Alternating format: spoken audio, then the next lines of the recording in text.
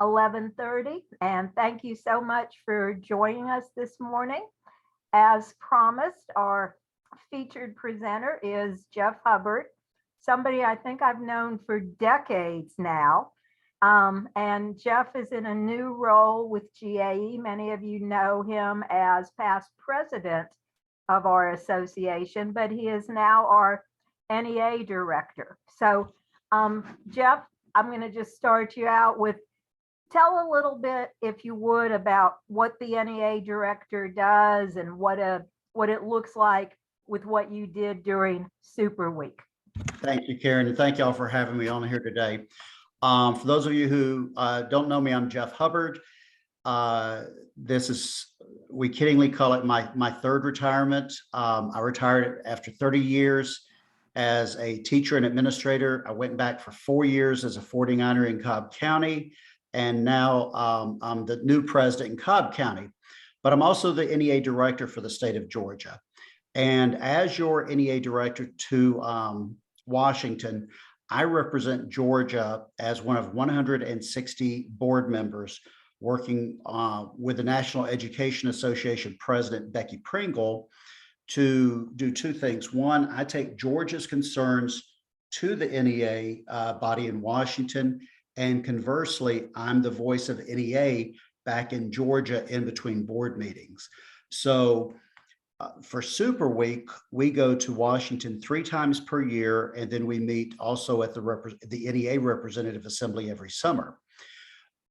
Super Week, we normally go up on Wednesday, and based upon your geographic area or committee that you're on, you'll have a meeting on Wednesday. Thursday is our lobby day. That is when the entire NEA Board of Directors starts out with a lobby briefing in the morning, in which the NEA Government Relations Department provides us with an update of the major issues that's going on Capitol Hill, identifies which individuals we really need to target upon. And we normally get that information about 10 to 14 days in advance now. We're finding that the senators and congressmen and congresswomen really prefer to know what we're coming with ahead of time. So they can be briefed on what we're coming to them rather than just giving them a cold call. And after the briefing, we then go over to Capitol Hill. We will have set up appointments previous to that, and I'll get into that in just a few minutes.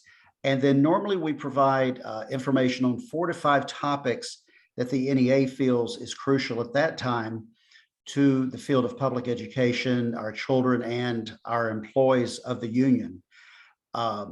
This past month, September, several weeks ago, President Morgan and I were on Capitol Hill, and we met primarily with the staffs of Senators Ossoff and Senators Warnock on issues that I'll get to in just a few minutes. After lobby day is over, we've made our reports. Then on Friday and Saturday, the NEA Board of Directors meets as a whole to go over the business of the National Association. It was Karen, question.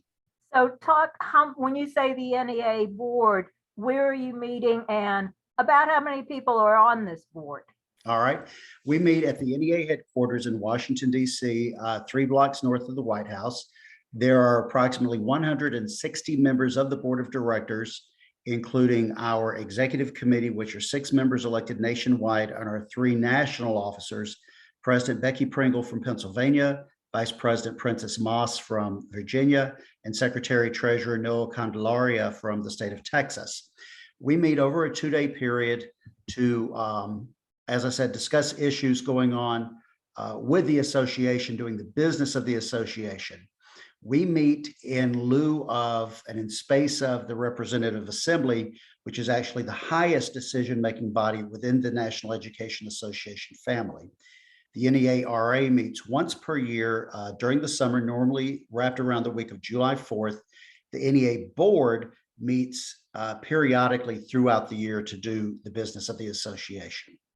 This year, this first meeting was very unique in that on Friday morning, we actually did not have a board meeting. We had a speech at the NEA headquarters by President Joe Biden.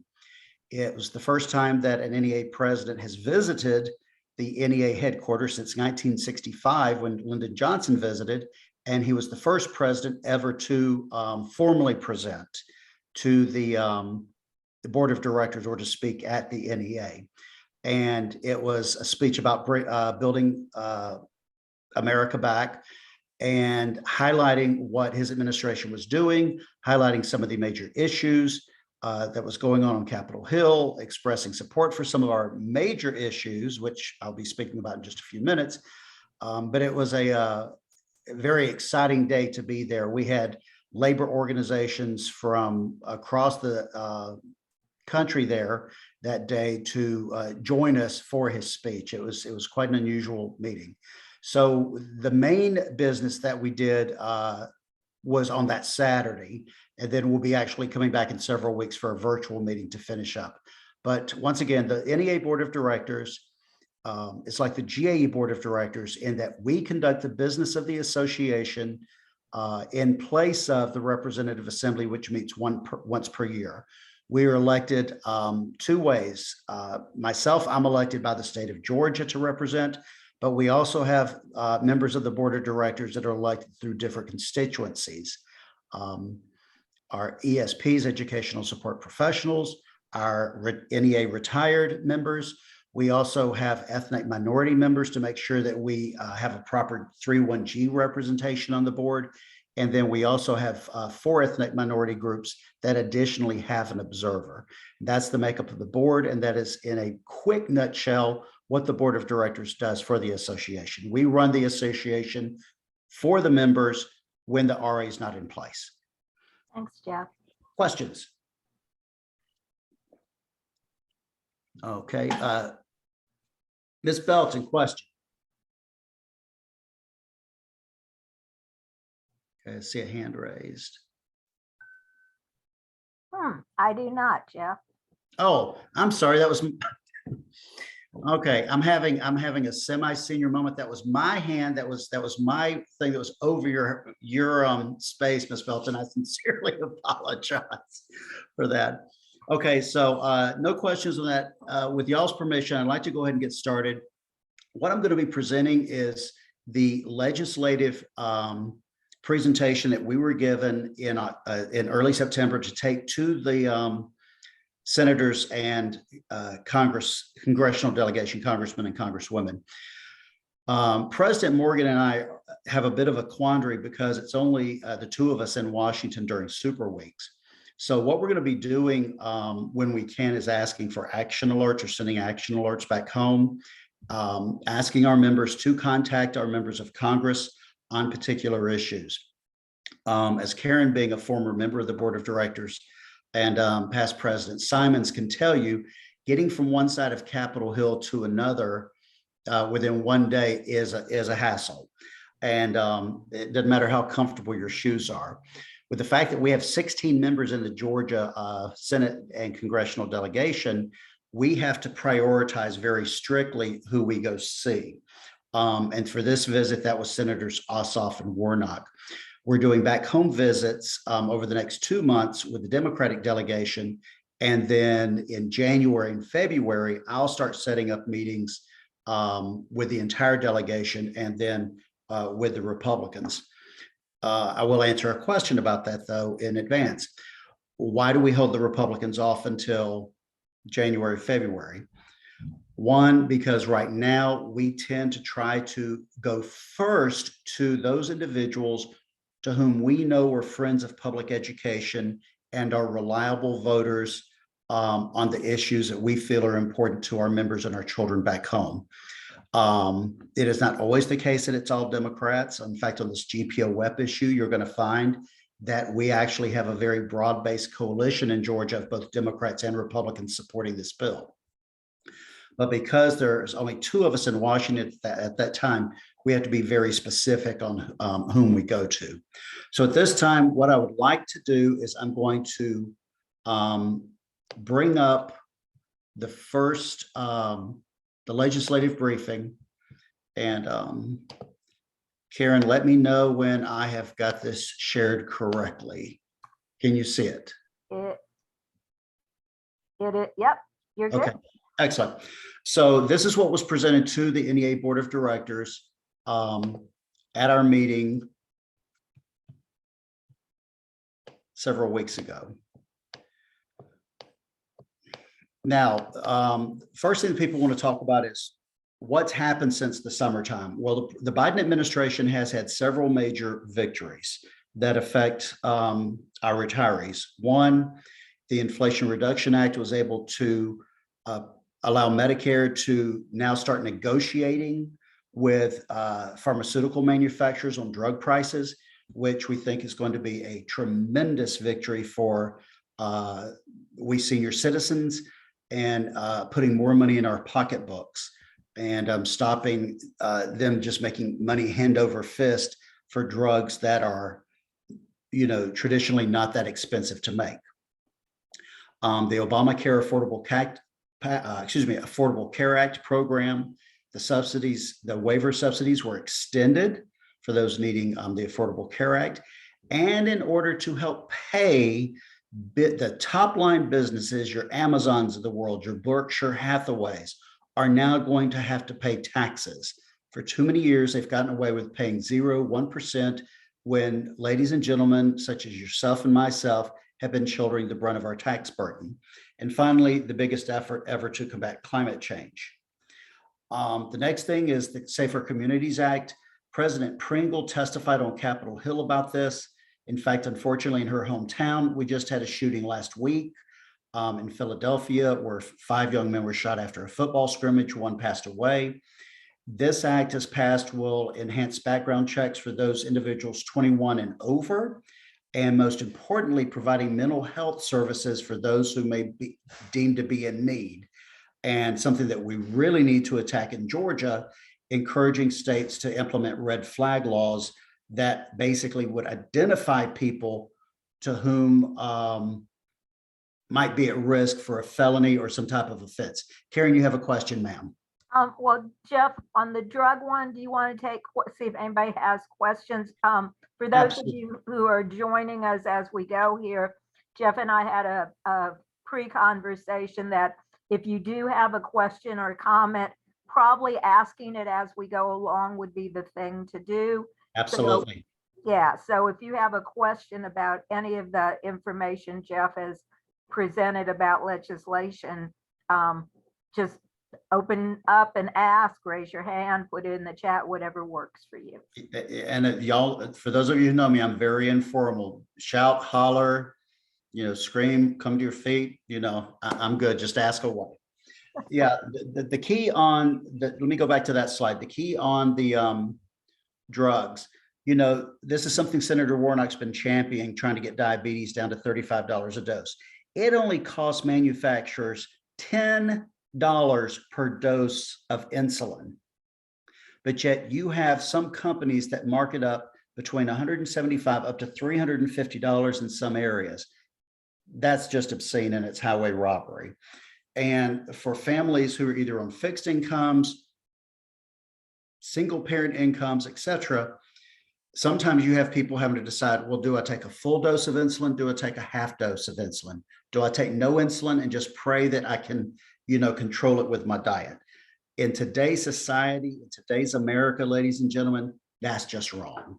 So this is what was so exciting about Medicare. Now, Senator Warnock is not giving up on the $35 insulin for all. He was not successful in getting it for all, but he was successful in getting it for Medicare to do it for the insulin. So that was a very exciting development. Something that may not affect us as retirees, but may affect our children or grandchildren. The Biden student loan debt program, the first waiver, the first program, the public service loan forgiveness program ends on October 31st. They are looking to extend that with what's called the second choice program, which I'll explain in just a minute. Debbie, question. Thanks, Jeff. I've heard a lot about the insulin. Has there been any discussion on other drugs specifically that you know of? Or is there a list somewhere we can look at? There is a list, Debbie. I will have to get it to you once I can find it. And I saw that Joe Fleming's come online. I'll get with him as well. I know they were talking about that at NEA, providing an exact list. So I know there's one floating out there. I'll just have to check on that for you to see Okay. the specifics. I Let me make appreciate it. Let me make a note of that.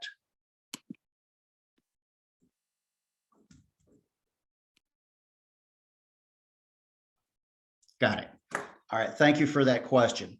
So the student loan debt, basically 10,000 for individuals up to under 125K, couples under 250.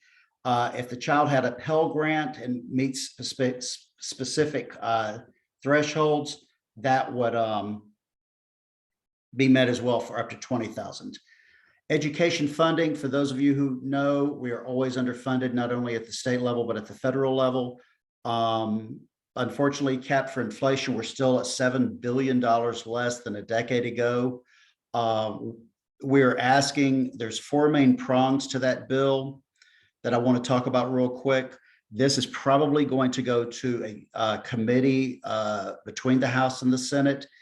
Title I for our lower economic schools, there's about a $400 million difference in the funding proposals. We're asking the senators to agree to the House version. For IDEA, when I was president from 2006 to 2010, the federal government paid 18% of what they were supposed to pay for special education. The bill is originally written, it's almost been, Debbie, correct me if I'm wrong, 40, almost 50 years ago, would have been at 40% funding. So it's gone down from 18% to 13%. We're asking the senators to agree to the House version for a $3 billion increase. Community schools are something relatively new. These are sort of what we call the all-in-one schools, to where you can go, parents can go in for ELL training, schools to where you have mental health professionals and psychologists there that do more than just testing for special ed or for gifted programs. The House bill has virtually no money in it. The Senate bill calls for $75 billion, which would double it. So we're asking the Georgia congressional delegation to agree to the Senate proposal for that. And then finally, something that has been a tremendous success in the state of Georgia, the Perkins Curd Technical Grant. We're asking both the House and the Senate to dramatically increase the money they're proposing for this. We do know that they basically put through a stopgap spending bill last week that the president has signed.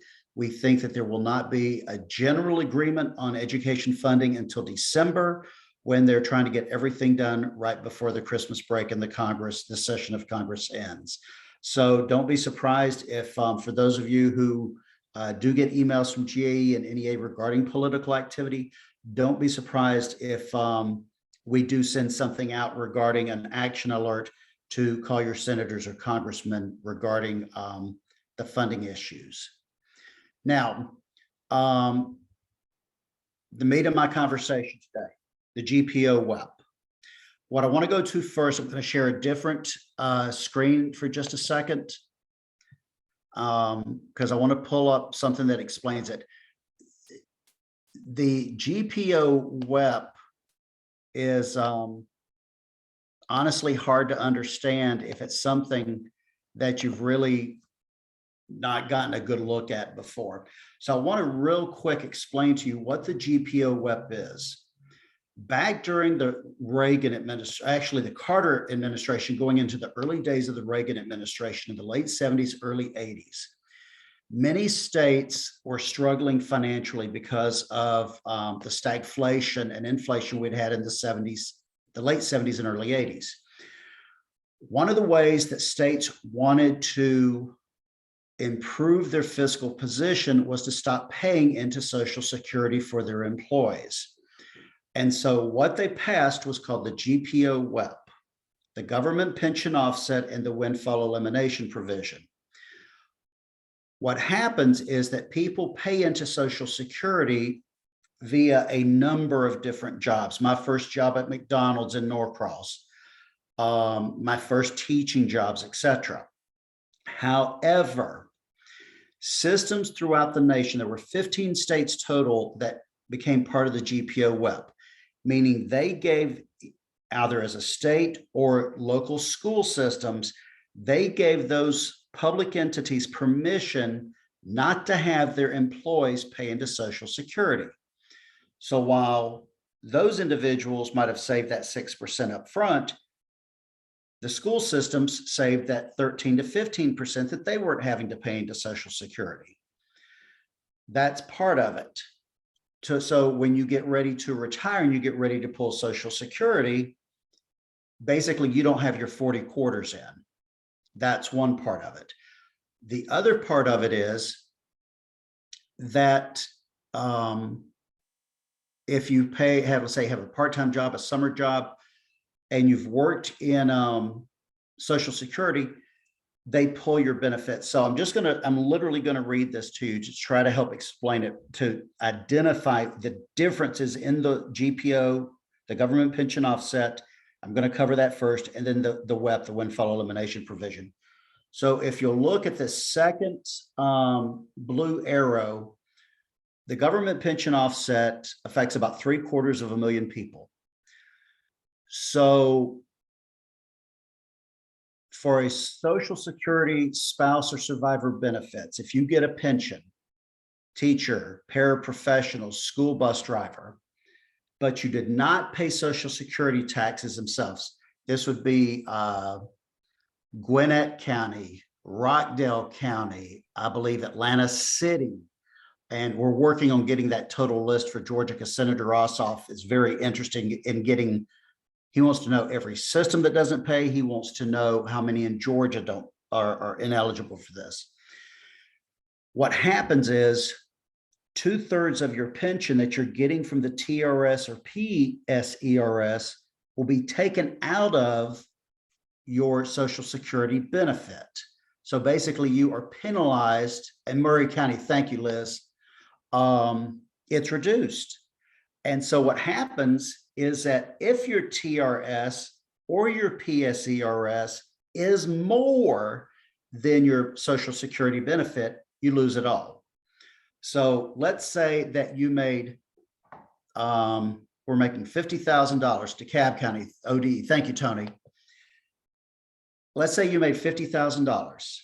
That was what your TRS retirement was going to be based on. Let's say you did 30 years, and Madam Chairwoman, please correct me if my math is wrong. That would be a $30,000 a year TRS pension. 60% of, say, 50,000 was what you were going to be eligible on. All right, that's $2,500 per month from TRS. Let's say that your Social Security benefit is $1,900 a month. Since 2/3 of that government pension would be about $1,750, $1,800, your Social Security benefit would be like $1,900. You basically would get $150 for your Social Security, and that would be it. You literally would lose virtually all of your Social Security benefit on the GPO WEP. Jeff, is it not true also that it's not just educators, Correct. but it's other public sector employees? It is any public sector employee. It could be fire, it could be police, it could be, somebody working in the public defender's office in DeKalb County. Any public sector employee whose county does not pay into Social Security can be affected by the GPO. Absolutely. My local vice president is the one that I normally talk about, worked 30 years in her school system as an ESP, middle school paraprofessional. And virtually because of the fact that Clayton County did not pay into Social Security, she gets next to nothing. She's virtually wiped out on that.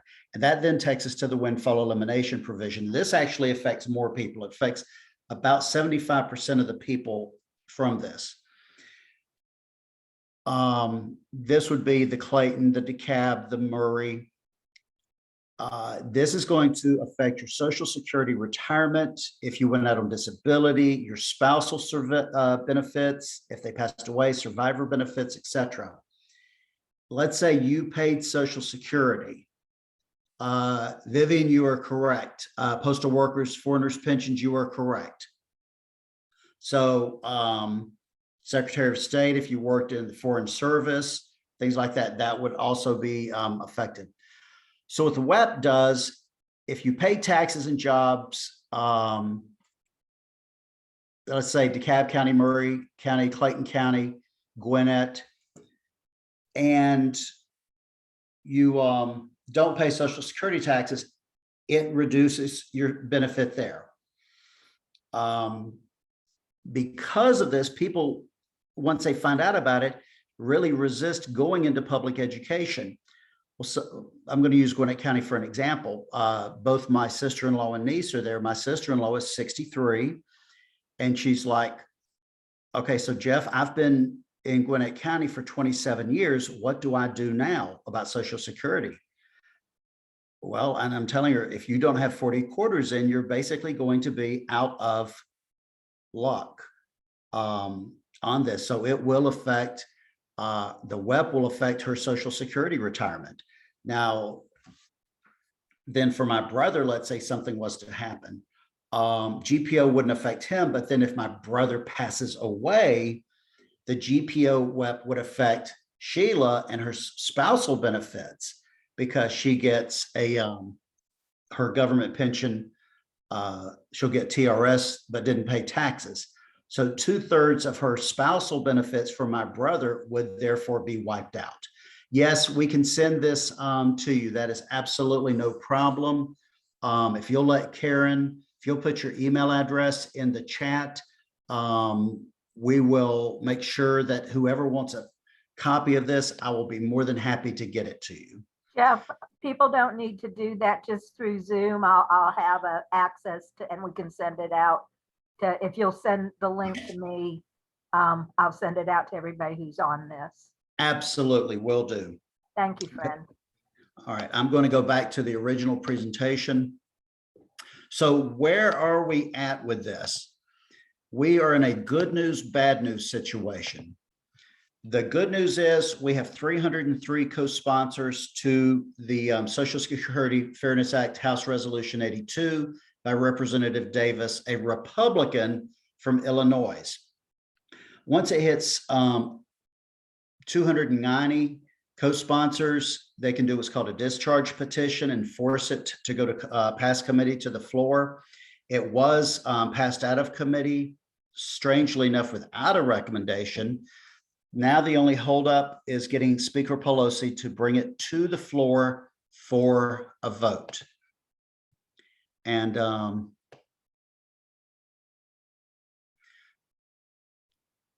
we're getting some great comments here in the chat. I want to stop what I'm saying real quick. Tony Smith, after my Medicare premium is paid, I get $157 of my earned $1,100 benefit because she's in DeKalb. Debbie Simons, she has 42 quarters. So even though she qualifies, her Social Security is still reduced by 2/3 as she taught most of her career in Gwinnett County. So these are actual real cases of people being affected by this.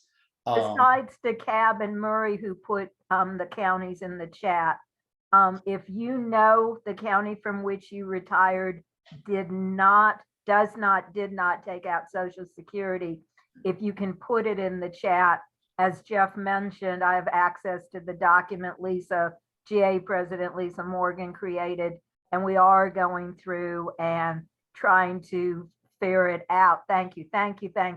Ferret out the systems who are not paying in, so we have a better handle on what's happening in Georgia. Sorry, Right. Jeff. Thanks. No. That's exactly what we need, because Senator Ossoff's both his education liaison and his labor liaison is begging us for out of our 186 school systems, they want to know literally every school system that does not participate in this, if possible, how many people are affected, so that if it makes it to the Senate, that he will know. Debbie, question.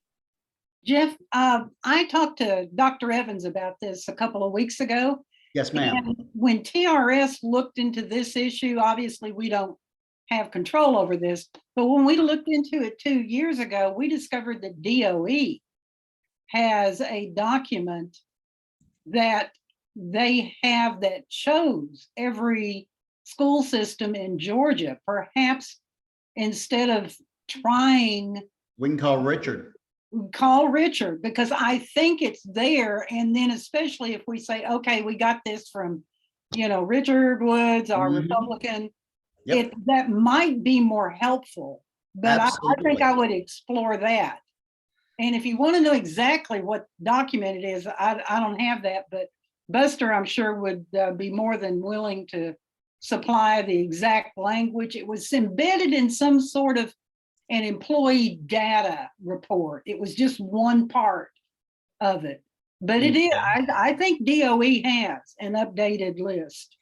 Thank you. What I'll do is President Morgan is currently in Bainbridge on a blitz down in Decatur County. I'll email her, and I think Joe's on the call. I'll get with him as well and see what we can do with that. And for those of you who do not know, Dr. Evans has been a wonderful friend to GAE. He was a wonderful friend when he was the superintendent in Forsyth County, and he has done a phenomenal job as head of our TRS. We could not have asked for someone better to lead us. He understands our issues and has always been proactive in addressing it for us. Thank you for sharing that with us, Debbie, and I will get on that this afternoon. The key right now is we've got to get Nancy Pelosi to put it on the floor. The president in his remarks at NEA the other day says, if this comes to the floor, I will, or it comes across my desk, I will sign it. Now, going back to the GPO real quick, this is not only an economic issue, it is also a gender issue, because of the fact most of the people affected by the GPO are female. Often our ESPs, our bus drivers, our custodians, who already in the state of Georgia hardly get any pension at all because of the PSERS, and we're actually working on that at GAE as well. This primarily affects your spousal benefit. As I mentioned earlier, the example about my sister-in-law in Gwinnett County. If my brother was to pass away, she virtually would get none of his spousal benefits because of the fact that she's been with Gwinnett County her entire career as a lunchroom worker, as a paraprofessional. Sadly, this also goes into ageism a bit. And I'm trying not to be disrespectful, but when you go into these schools and you see 65, 70, 75, 80-year-old custodians, food service workers, bus drivers, bus driver monitors, it's not that they're necessarily doing it for the insurance or just to stay busy. They're doing it because they literally cannot afford to retire. So that is something that we're working on to improve the PSERS. And President Morgan, I know, has talked about the fact there is going to be a second hearing on that issue down at Columbus State later this fall. So if you know anyone who is an educational support professional, we beg you, if they're covered in the PSERS, try to tell them to take that Saturday and get to Columbus. We need their voices heard by the Senate subcommittee. The WEP, once again, this is what primarily hits most people, can reduce it up to 50%. Like Debbie said, she's got her 42 quarters, but yet because she taught virtually 85-90% of her career in a non-Social Security system, her Social Security absolutely gets walloped by 2/3. So basically, for every dollar that you're getting from Social Security, you can have 67 cents of it taken away. So $300 check, boom, you're now looking at a $100 check. And once again, who makes up the primary teaching force in public education? Women. So we very much call it a gender-based issue also. I want to get real quick back to the PSLF, the Public Service Loan Forgiveness. The waiver ends on the 31st. Under the Trump-DeVos administration, 16,000 had their debts forgiven. Under the Biden-Cardoza administration, over $10 billion in debt. We've now bypassed 200,000 public service workers, not just teachers.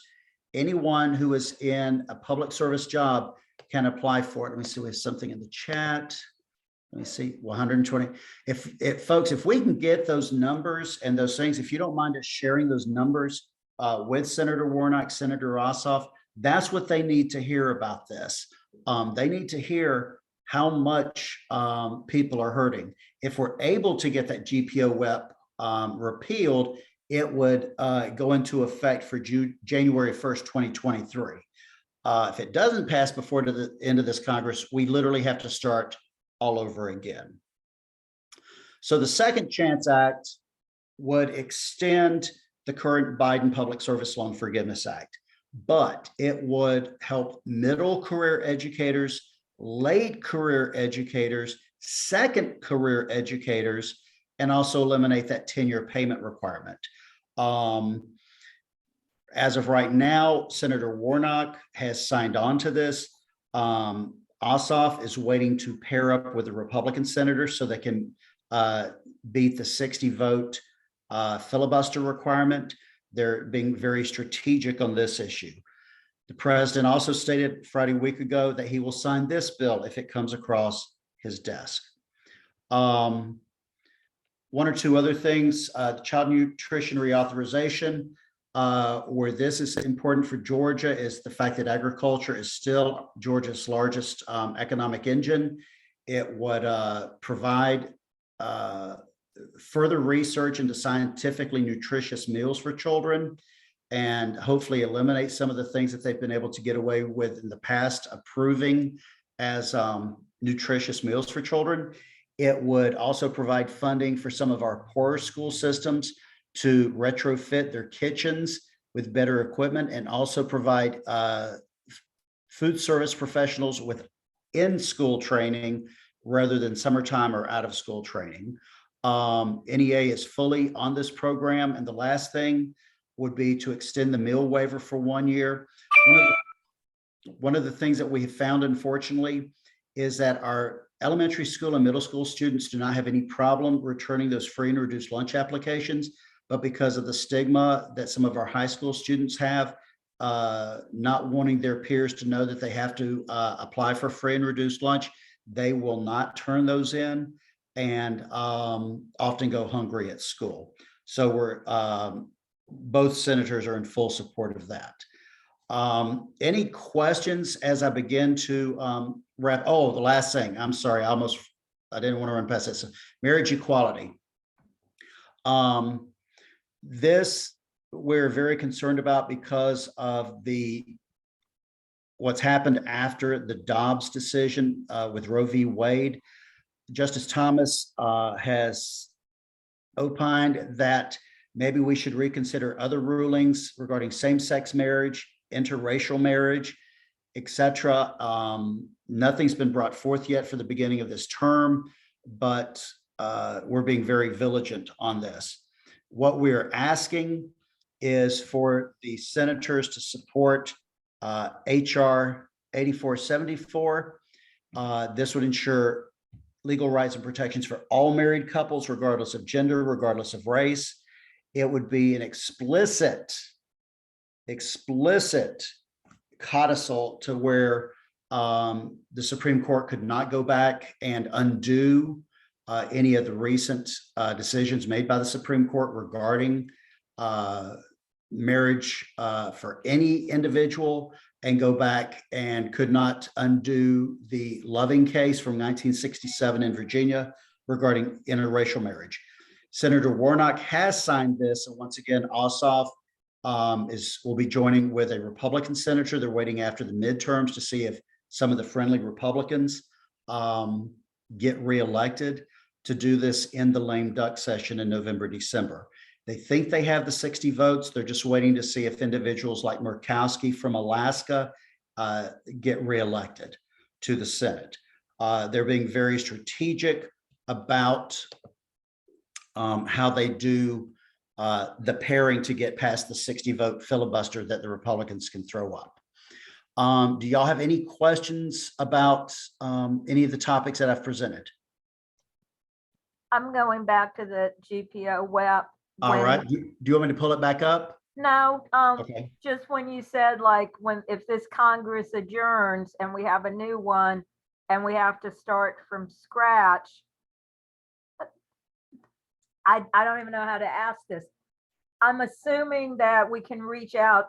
we have 8 of our 14 Congress people having signed on, that we can reach out to them again and say, please re-up. But I mean, we need to go back to get to that magic number of 290 signatures, right? What President Pringle has already indicated, that is, if it does not make it through this Congress, once the 118th Congress comes into session, what will occur is that the NEA Board of Directors will be immediately told, get to work, get your signatories back on there, get the co-sponsors back on there. As soon as we can get that, then you start hitting in Georgia, the other 6.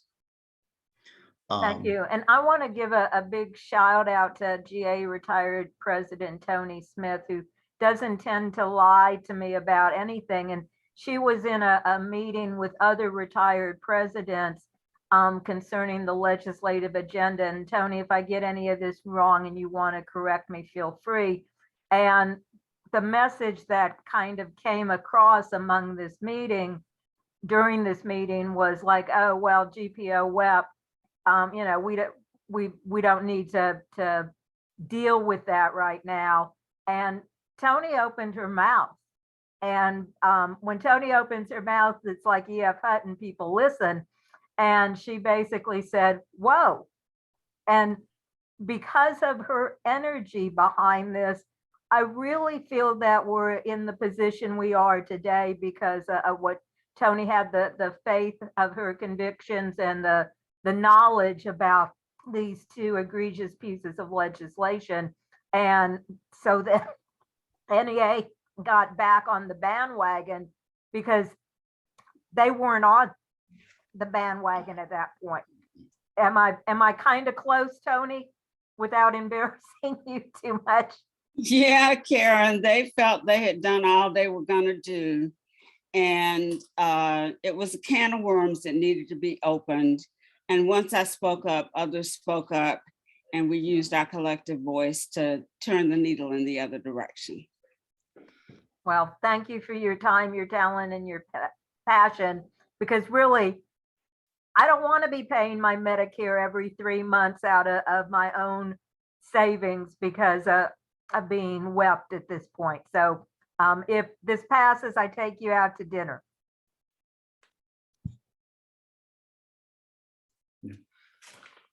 Now, and you've got witnesses to that, Karen, or Tony, so understand that. One thing I do want to say that Tony was very true about, for many years, and this goes back even to when I was a state president 15 years ago, we were getting lip service on it. They would have hearings and we would go testify, and we'd have days of the Capitol, and we'd go rah, rah, rah, and we would get 80 co-sponsors. Folks, 80 co-sponsors in Washington that's nice, thank you, have a nice day.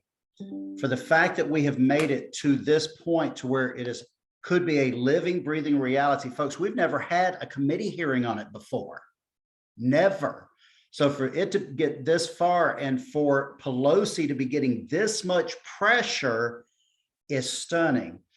The one thing I failed to mention, and I apologize for this earlier, the possibility, and we don't know about this is sort of scuttlebutt, is that Pelosi is intentionally holding off on it until after the midterms, because of the fact that if it passes, you could be talking about a $700 million bite that first year, which they're saying would take the insolvency date from 2035 down to 2034.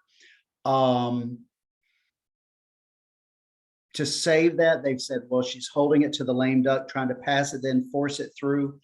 Of course, then what you've got to do is then you have to go to the Senate and see if you can get the 60 votes to look at the override.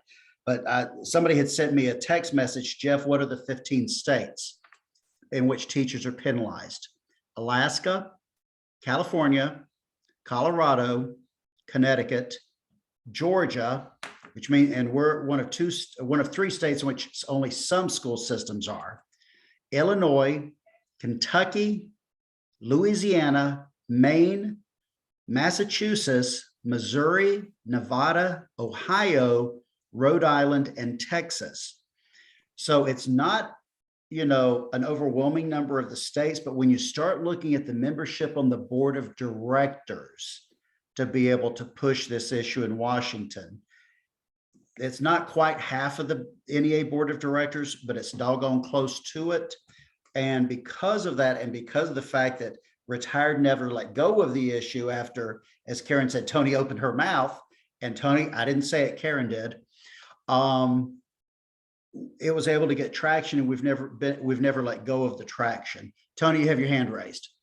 Yeah, Jeff, I don't know if Karen mentioned this. I had to step away for a moment to take a call, but at the last Representative Assembly, the body, NEA, passed a new business item to fund a lobbying cadre to deal specifically with GPO Web to the tune of $330,000. And I just got an email from Lisa that said that the board had approved the funding. And so that should get in motion very soon. That new business item came from GAE retired through the GAE Board of Directors. So I want you to know that GAE retired and GAE are working very hard to make this happen because it's impacting so many retirees in our state. That was actually my first roll call vote on the board. So I had to vote to expend $3.3 million. And yep, NBI number 2 got 330,000 of it. So Hello, Jeff, I have a question. Yes, Pamela. Is this discussed with some of the locals, people who are close to retirement? Do they know about GPO Web? Or do they want to know? Well, they should want to know. They should want to know. Honestly, and I'm going to try to be as polite on this as possible. It is according to how well your local leadership perhaps is tied into what's going on through what GAE and NEA is sending out in regards to our communications, if they're attending the representative assemblies, if they're attending district meetings, because I can tell you, ever since we've been virtual, every district meeting I've attended, there's never been a meeting in which this topic has not been brought up by GAE retired. And so I would reach out to your local leadership, your local president, to say, can we get this on our next general membership meeting agenda? Maybe have somebody from GAE or GAE retired come and speak to us about it. Because once people find out about it, they get fired up to take part in it because they realize, oh, hold on a second, the retirement that I was promised, I might get through TRS, but the US federal retirement I'm supposed to get, we got a problem here. So, yeah, I'm going to interrupt just a second. Yes, ma'am. The retired organization does a lot of things. And we have these pre-retirement seminars that are now virtual. They're free. We advertise them for members and non-members who are within 5 years of retirement. They're on Saturday mornings. And you can see that the topics, amongst the topics we cover, are the GPO web. So again, if people are reading their communications and they see the pre-retired seminars, that's one place. The other place is, and I'm kind of stealing some things for the end of the hour in terms of announcements. We are having this virtual event on a Saturday morning, and we will be sending text messages to GAE and GAE retired members to do an educational piece. And I asked for all of these things to be sent out to the UNISERV directors, and our executive director, Dr. Craig Carter, sends them. I asked President Morgan to send them out to the local area presidents, so they hopefully disseminate the information. So please read your communications and share with your retired friends and share with your active associates. And Jeff, GAE devoted 2 almost entire issues of the No magazine to GPO Web. We told our stories. They gave the history of the legislation. They talked about the impact of the legislation, especially on ESPs and women. It was really a call to action. And then our legislative chair, Linda Wolf Smith, sent copies, full copies, print copies of the No magazine to the entire Georgia legislative delegation in Washington, and along with a plea from me to please sign on as a co-sponsor to HR 82. So if you read your No magazine, it was 2 quarters that got devoted to GPO WEP and the need for repeal. So go back to the back issues and look at that. And we are certainly reaching out to local leaders to get this to the locals, and GAE retired members are available to talk to you virtually or in person about this onerous legislation. And if I agree that it is well put out there, but as I talk to people, I'm a new retiree. As I talk to people, they've never heard of it. And I am just shocked that they don't know. But I agree with everything you said. It is there, but I guess they're with the education system right now, people are so overwhelmed that they're not reading or not listening, but I agree it is there. Thank you. And if you have any ideas, anybody on here, and sorry, Elizabeth, for cutting in front just a second, email Tony, email me, email anybody and say, hey, why don't we, and fill in the blank, because I so agree with you, Pamela, that knowledge is power. And as Vivian has put in the chat, if people don't know, then we're not doing our jobs, and we need to be better at that. Okay, sorry, Elizabeth. I was just going to say, I think for many years after Murray County came out, and it may still be this way, HR didn't tell people that they were not going to get Social Security taken out. It was just, when I would ask new hires, do you know this? Why are you in Murray County if you're not going to get Social Security? Oh, they didn't tell me. So that probably has happened in a lot of places, that people just weren't told, and then they get to 30 years and go, oops, what happened? And can I add one other thing? Folks, anybody you know in the 14th district, please ask them to go vote for Marcus Flowers. We have to get rid of our crazy woman. So please ask them. I'm in a place I need to be quiet, but please, anybody you know who lives in the 14th district, ask them to go vote for Marcus. That's it. Thank you. I'm assuming, Liz, that Marcus is one of the GAE endorsed candidates. Is that correct? I don't think he's been endorsed yet. Okay. His staff couldn't tell me that he had been, but we need him. So the last time I looked, he was not, but I think it's just he hasn't done it. Maybe, I hope. We know who he's running against, so we understand your plea. That's enough. Thank you. Jeff has stepped away for a minute, so I'm going to go ahead and share some of the announcements just for the end of the hour. If you are a GAE retired or pre-retired member, you should have gotten, I guess, on Monday, the In the Loop, which is our monthly newsletter. And again, please read through this. It's not too late to conduct a voter registration drive at your neighborhood high school. We do have an election coming up. You need to register to vote. If you haven't, or your friends and your relatives do, request an absentee ballot if that's your need.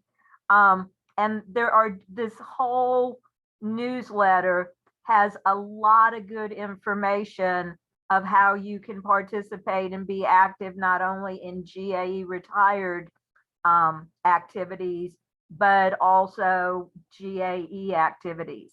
And speaking of GAE activities, I will share that our next lunch bunch. They're always the first Wednesdays of the month. We always hold true to the hour, and they are open to all GAE members. We're going to be talking about Social Security, and our friend Anise Norman from the Social Security Administration will be joining us then. So I hope you will join us for that. Jeff, comments, questions that people want to ask Jeff, or you want to share, Jeff? Comments from me? Yes.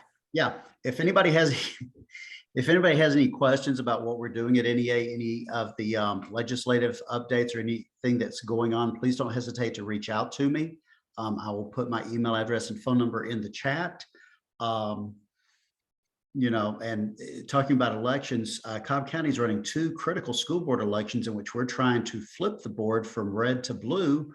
So if you know of anybody that's a post 4 voter or a post 2 voter, which is Northeast Cobb and Southeast Cobb, have them call me, because I've got some endorsements that we really need some votes on, because we've had a dysfunctional board and we're trying to get some things corrected.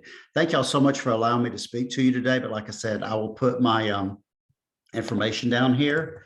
And if there's anything I can do or answer for you at any time, please do not hesitate to call upon me. That's what I'm here for, to take your questions and concerns regarding NEA up to Washington. So, and thank y'all for allowing me to speak to you today.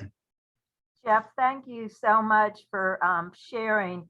And I would be remiss if I didn't just say, and what did you do Saturday night when you were in Super Week? It was Saturday night. Friday night? Saturday night, I just went out and had a lovely dinner. Friday night, I was one of 30 NEA board members selected to go to the White House to see Sir Elton John in concert as part of the Working Heroes celebration from the president and his wife, which makes up for the fact that I missed the Elton John concert in 1980, early 81 here in Atlanta, because at the Georgia Florida game that year, I slipped on some spilt bourbon and shattered my ankle. So it was 41 years in the waiting to see Elton John. But yes, I was honored to represent NEA at the White House that Friday evening, and I got to see Elton John in concert. I was about 10 rows back.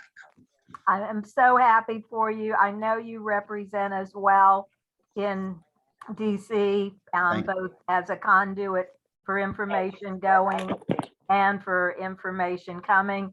And speaking of communication being the key to success, every GAE member should be getting the GAE voices at the beginning of each month. And again, this always starts out, I'm going to scroll a little fast, starts out with information about GAE, but towards the very end, but I don't think it's a slide at all, we go through and we have information from GAE retired.